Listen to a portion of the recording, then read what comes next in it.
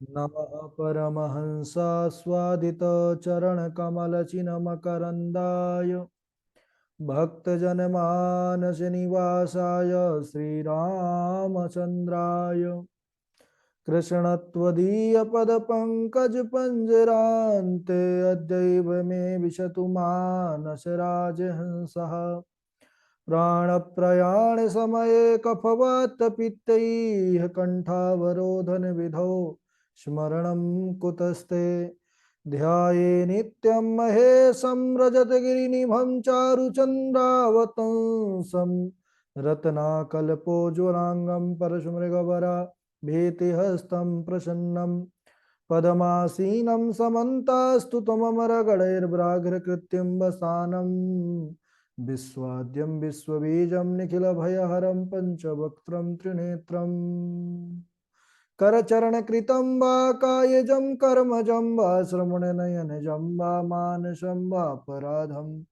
विहितमविहितं वा सर्वमेतत्क्षमस्व जय जय करुणाब्धे श्रीमहादेव शम्भो श्रीलक्ष्मीनाथ समारम्भां नाथयामुनिमध्यमाम् अस्मदाचार्यपर्यन्तां वन्दे श्रीगुरुपरम्पराम् अञ्जनानन्दनं वीरं जानकी शोकनाशनं कपीशमक्षहन्तारं वन्दे लङ्काभयङ्करं भक्ति भक्त भगवन्त गुरु चतुर्नाम वपुएक इनके पद वंदन किए नासत विघ्न अनेक बोले सांब सदा शिव भगवान की जय पावन शिव महापुराण की जय परम मंगलमय परात्पर अखिलेश्वर अचिंत कल्याण गुणगण निधान सर्वेश्वर सर्वाधिपति श्रेष्ठ आचरणवान प्रजा के सुखदाता विज्ञान के पूर्ण ज्ञाता देवाधिदेव जगत नियंता जगदीश्वर पंच तत्वोत्पादक विश्वेश्वर मंगल करता श्री सांब सदाशिव भगवान के पावन चरणारविंदों पर कोटशाह नमन नतमस्तक वंदन एवं अभिनंदन। पराम्बा भगवती जगदीश्वरी शंकर शिव प्राणवल्लभा जगत जननी माँ जगदम्बा माता पार्वती जी के पावन चरणारविंदों पर कोटशा प्रणति। आस्तोष भगवान शिव शंभु का पावन यह शब्दमय विग्रह शिव महापुराण को कोटि कोटि प्रणाम। सिया राम मैं सब जग जानी करहूं प्रणाम जोरी जुग पाने।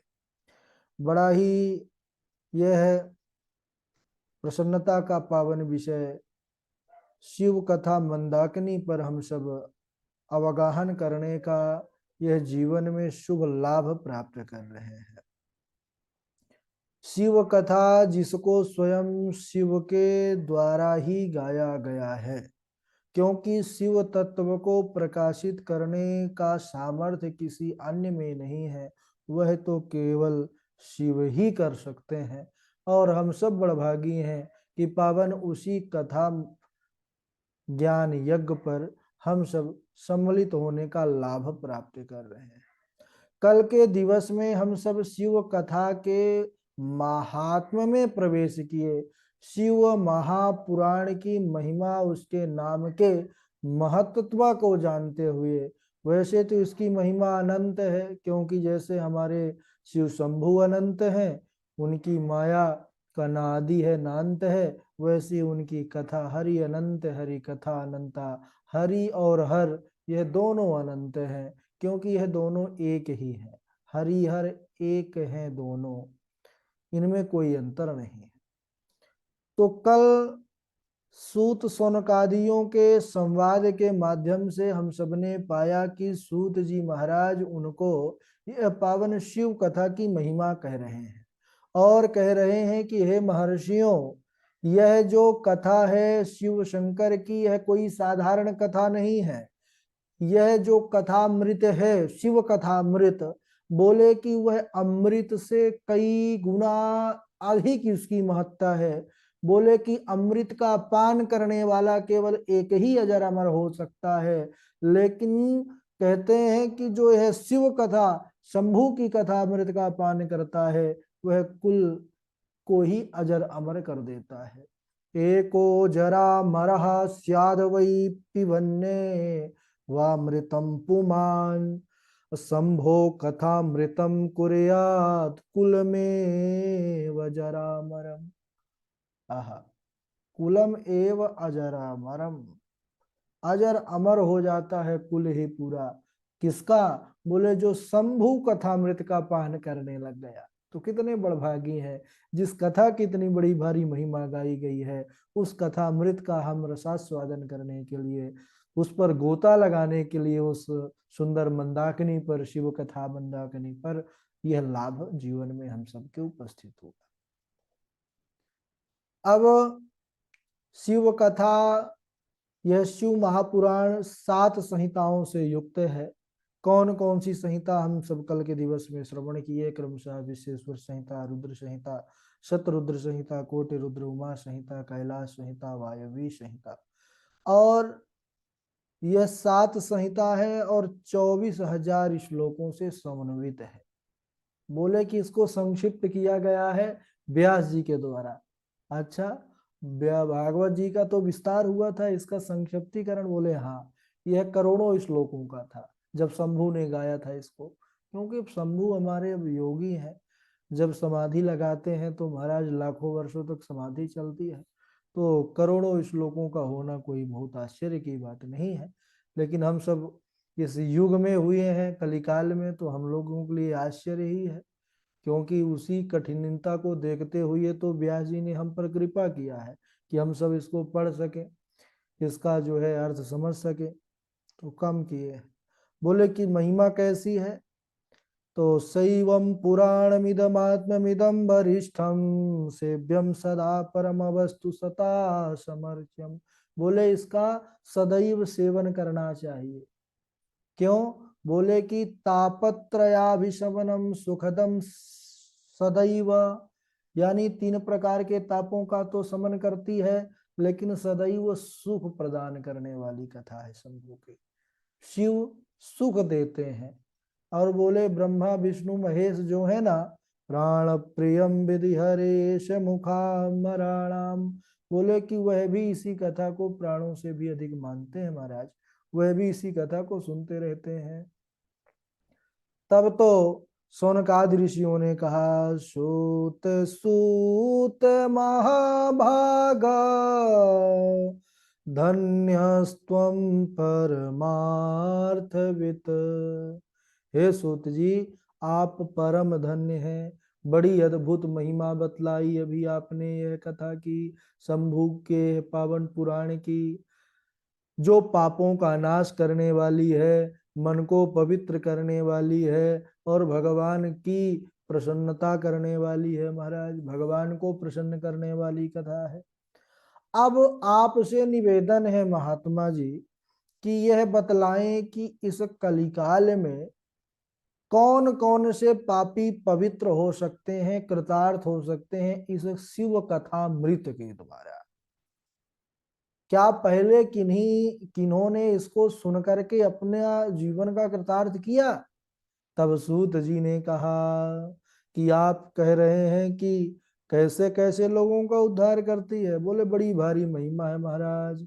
ए मानवाह पाप कृतो दुराचार रता खला कामादिनिरता नित्यम तेऽपि शोध्यन्त्यनेन वै, तेऽपि शोध्यन्त्यनेन वै।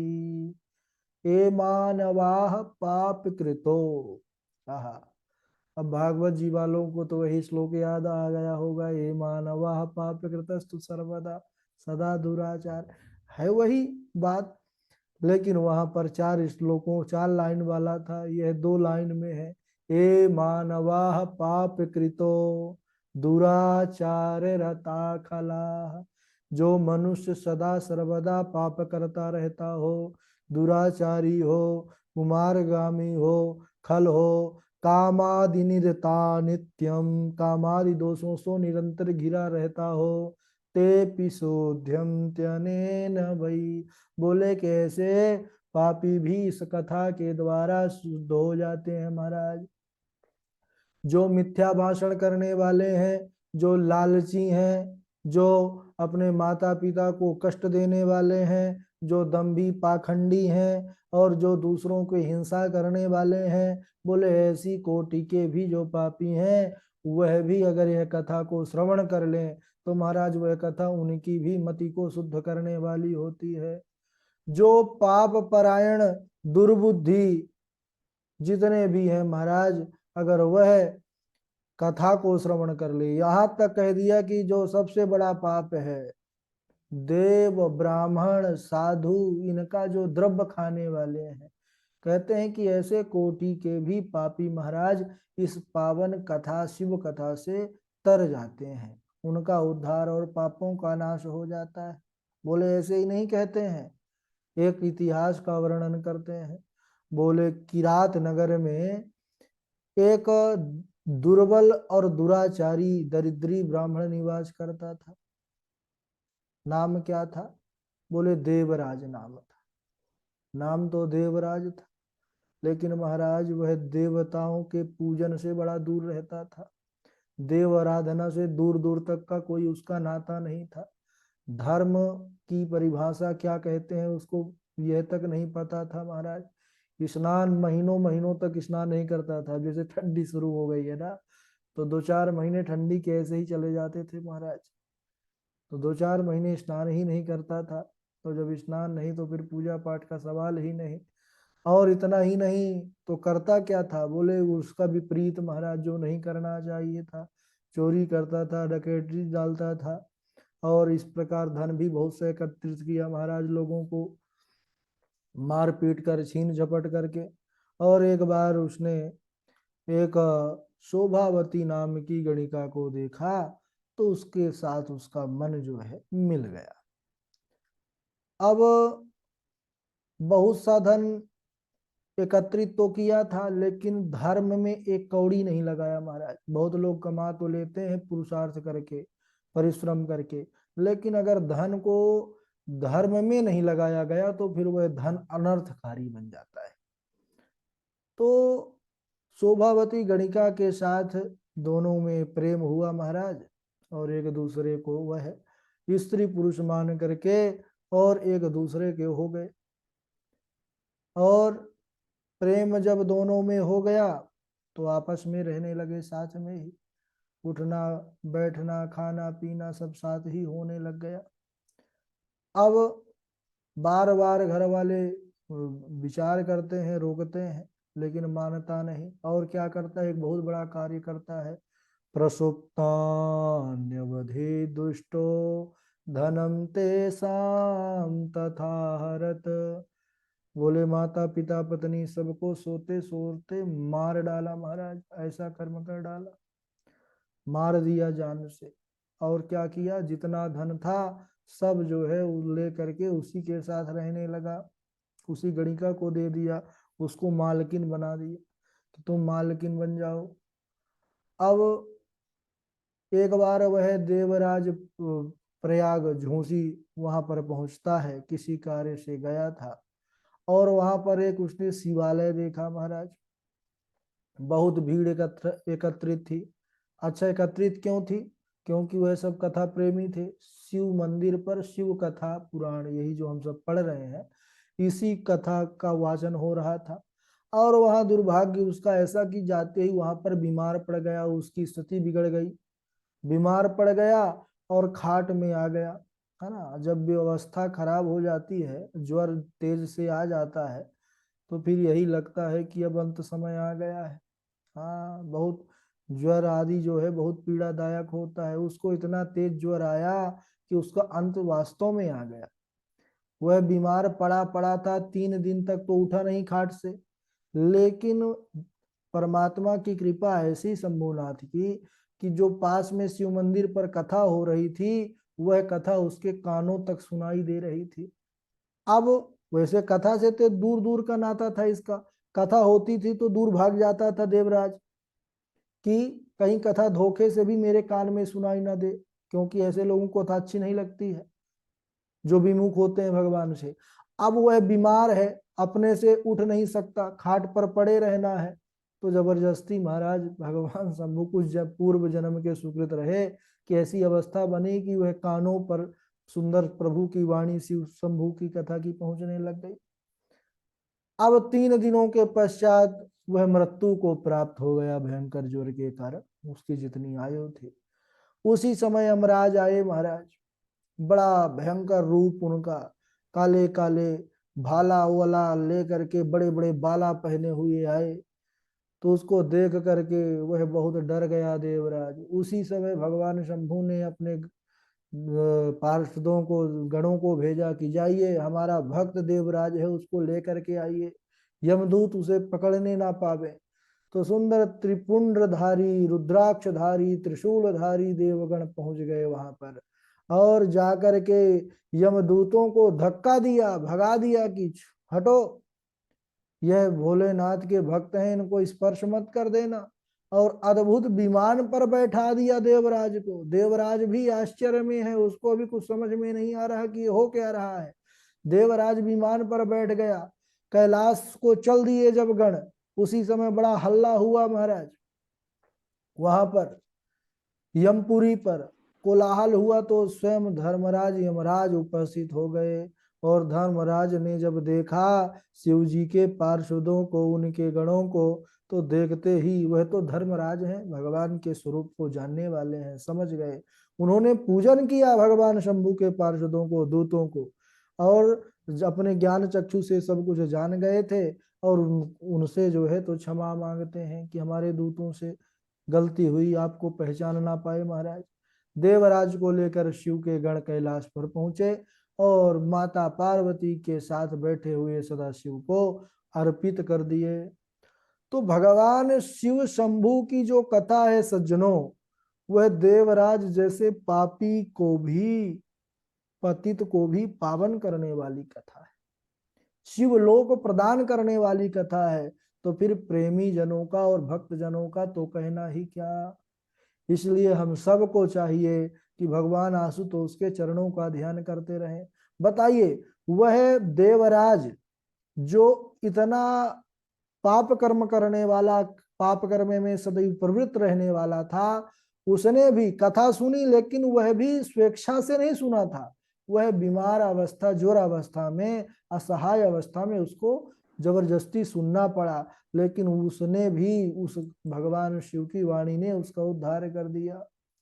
तो हम सबको भी चाहिए, जो कथा सुनने वाले हैं, कि अपने मन को भगवान शंभु के चरणों में लगा करके श्रद्धा सुमन के साथ हम भगवान को प्रणाम करके कथा को सुने, तो निश्चित रूप से बड़े पाप जो है नष्ट हो जाएंगे।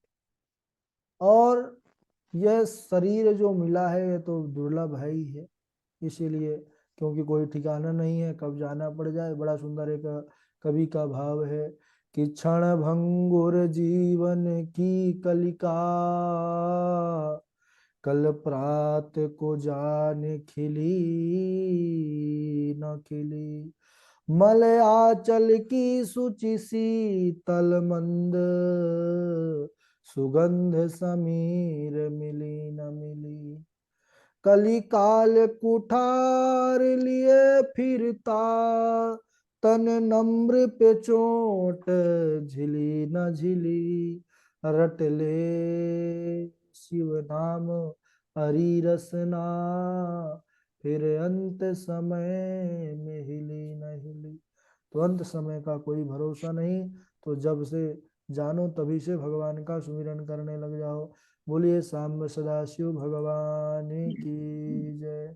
तो श्लोक काफी है, आज यहीं तक। इसके आगे हम अगले दिवस श्रवण करेंगे चंचुला और बिंदुक का। ये भी बहुत भगवान शंभु की कृपा को दर्शाने वाला संदर्भ है और प्रसंग है, इसको हम अगले दिवस श्रवण करेंगे।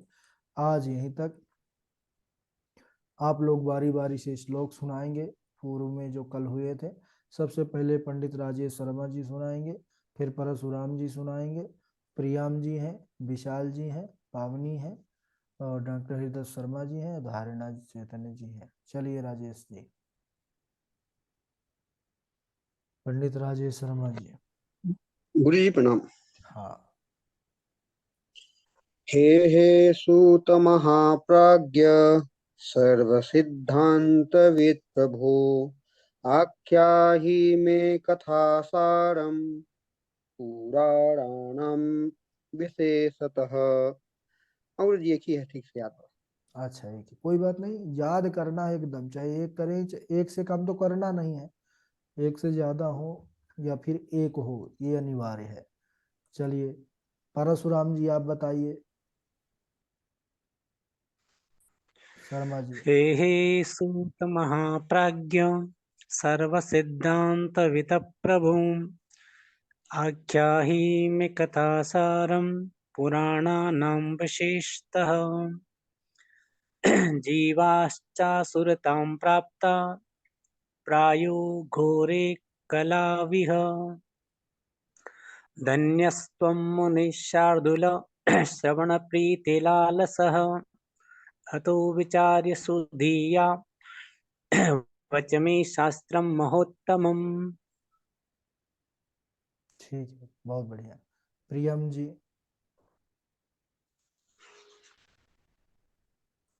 राधे राधे गुरुजी। हाँ, राधे राधे। सच्चिदानंद रूपाय भक्तानुग्रह कारिणे माया निर्मित विश्वाय माहेश्वराय नमो नमः।